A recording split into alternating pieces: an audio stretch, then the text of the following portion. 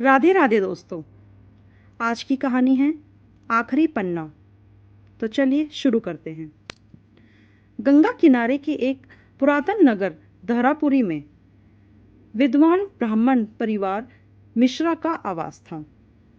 इस परिवार के मुखिया पंडित जी शहर के सबसे सम्मानित ज्ञानी पुरुष थे। उनके पास एक प्राचीन पुस्तकालय भी था जिसमें कई अनूठी और मूल्यवान पुस्तकें संग्रहित थी।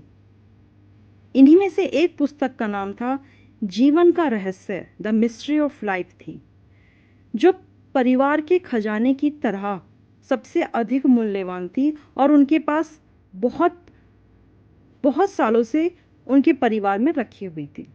यह किताब पीढ़ियों से उनके परिवार में चली आ रही थी, लेकिन इसका आखिरी पन्ना गुम था। पंडित जी के परिवार में उनके दो संतान थी, एक विद्वान पुत्र गोपाल और दूसरी मनमौजी पुत्री सुधा।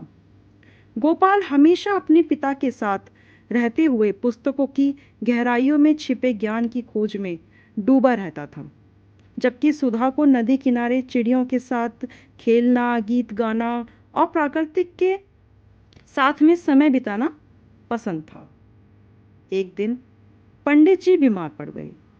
उनके अंतिम शब्दों में उन्होंने कहा, मेरे जीवन की सबसे बड़ी अधूरी इच्छा यह है कि मैं जीवन का रहस्य जो किताब है उसका आखिरी पन्ना नहीं ढूंढ पाया, मुझे नहीं मिला।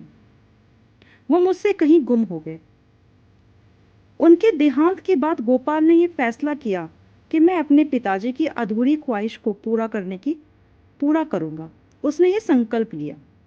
उसने देश विदेश के पुस्तकालयों की यात्रा शुरू कर दी, विद्वानों से भेंट करनी शुरू कर दी और उच्च अध्ययन में समय बिताया।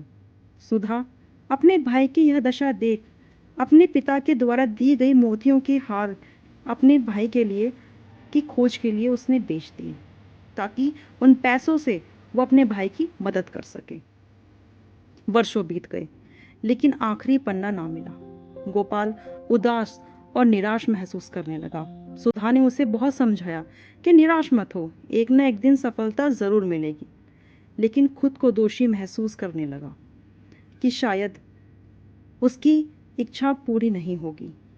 और कहीं ना कहीं सुधा भी अपने आप को दोषी समझने लगी कि कहीं ना कहीं गोपाल क्या इस हालत की जिम्मेदार वो भी है। एक दिन सुधा अपने पिता के शांति कक्ष में सफाई करते समय उस पुस्तक जीवन का रहस्य को धूल से साफ कर रही थी। तभी एक पुराना कागज उसकी गोद में आके गिरता है। वह पुराना कागज निकलता है जीवन का रहस्य का आखिरी पन्ना।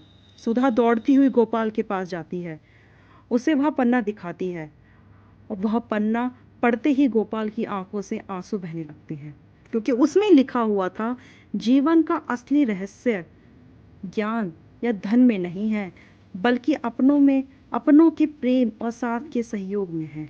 जो सुख प्रकृति की छोटी छोटी चीज़ों में है, वही सच्चा धन है। जीवन की सबसे बड़ी समृद्धि संसारिक ज्ञान या भौतिक धन नहीं, बल्कि प्रेम, संबंधों और प्राकृतिक के सरलता में निहित है। आज की कहानी यहाँ तक ही।